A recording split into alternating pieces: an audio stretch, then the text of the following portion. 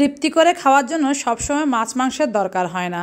মাঝে মধ্যে এভাবে ডিম দিয়ে সবজি রান্না করেও যে অনেক বেশি মজা করে খাওয়া যায় সেটা এভাবে রান্না করলেই বোঝা যায়। সবসময় ঘরে ফ্রিজে মাছ মাংস থাকবে এমনও কোনো কথা নেই। যখন মাছ মাংস থাকবে না, শুধুমাত্র যে কোনো একটা সবজি থাকবে, সেটা দিয়েও ডিম দিয়ে কিন্তু মজা করে খাওয়ার মতো একটা রান্না করে নেওয়া যায়। আজকে সেরকম একটা দিন, আমার ফ্রিজে ছিল কয়েকটা বেগুন আর তেমন কোনো মাছ ছিল না। ভাবলাম যে সবসময় মাছ দিয়ে রান্না করতে হবে কেন, কারণ সবসময় তো সবার ফ্রিজে মাছ থাকবে এমন কোনো কথা নেই।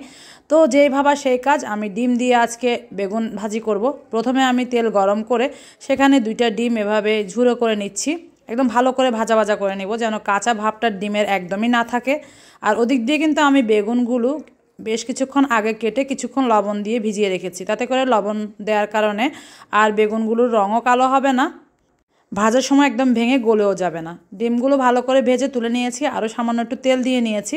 তারপর আমি হাফ চা চামচের মতো এখানে আস্ত জিরা দিয়ে নিয়েছি, তারপর দিয়েছি রসুন কুচি। এগুলো হালকা একটু ভেজে নিয়ে দিয়েছি বেশ খানিকটা পেঁয়াজ কুচি। এখন সবগুলো খুব ভালো করে একটু ভেজে নেব। এটা একটু ভাজা ভাজা করে নিলে এই তরকারির স্বাদটা বেশ ভালো আসবে। ডিম তো কম বেশি আমাদের সবার বাসায় থাকে, আর 2-1টা সবজিও দেখা যায় সব সময় থাকে। আলু দিয়ে ডিম ভাজা যেমন অনেক মজাদার, ঠিক এরকম ডিম দিয়ে বেগুন দিয়েও একবার ভেজে দেখবেন, অনেক মজা হয় খেতে। বেগুন রান্নার তুলনায় কিন্তু বেগুনের ভাজি রেসিপিটাই বেশি ভালো লাগে। এরপর আমি স্বাদ মতো লবণ আর কাঁচামরিচ দিয়ে পেঁয়াজটা আরও কিছুক্ষণ একটু নেড়েচেড়ে ভেজে নিয়ে ওই যে ধুয়ে পানি ঝরিয়ে রাখা বেগুনগুলো দিয়ে দিয়েছি। বেগুনে কিন্তু আমি কোনো রকম পানি দিব না, এখন ঢাকনা দিয়ে নেড়েচেড়ে শুধু এগুলো ভেজে নেব। এরপর আমি বাকি মশলাগুলো অ্যাড করব। তো কিছুক্ষণ পরে কিন্তু আমি এভাবে নেড়েচেড়ে দিচ্ছি যেন বেগুনগুলো খুব ভালো করে সিদ্ধ হয়ে যায়। আর ঢাকনা দিয়ে করলে এই কাজটা বেগুনগুলো খুব তাড়াতাড়ি সিদ্ধ হয়ে যাবে, কারণ বেগুন তো খুব সহজে সিদ্ধ হয়ে যায়। তবে পানি দিলে খুব আরও তাড়াতাড়ি সিদ্ধ হতো, কিন্তু আমি পানি না দিয়ে একটু ধৈর্য ধরে ভাজতেছি যেন জিনিসটা একটু সুস্বাদু হয়। তারপরে এখন আমি শুকনো মশলাগুলো দিয়ে দিয়েছি, হলুদ, জিরা, ধনিয়া আর সামান্য একটু কালো গোলমরিচের গুঁড়োও দিয়েছি। এটা চাইলে স্কিপ করা যাবে, কোনো সমস্যা নেই, তবে বেগুনের সাথে গোলমরিচের গুঁড়োটা দিলে ফ্লেভারটা খুব ভালো লাগে খেতে। এখন সব মশলার সাথে বেগুনগুলো কিন্তু ভালো করে মিশিয়ে নিচ্ছি। আর এভাবে করে ভাজলে দেখবেন যে একদম ঝরঝরা হবে, বেগুনটা ভেঙেও যাবে না। অনেক সময় দেখবেন বেগুন রান্না করতে গেলে বা ভাজতে গেলে একদম ভেঙে গলে যায়, তখন ভর্তার মতো হয়ে যায়, তখন স্বাদটা পুরোই পরিবর্তন হয়ে যায়। যদি ঝরঝরে করে রান্না করতে চান তাহলে এভাবে করতে পারেন।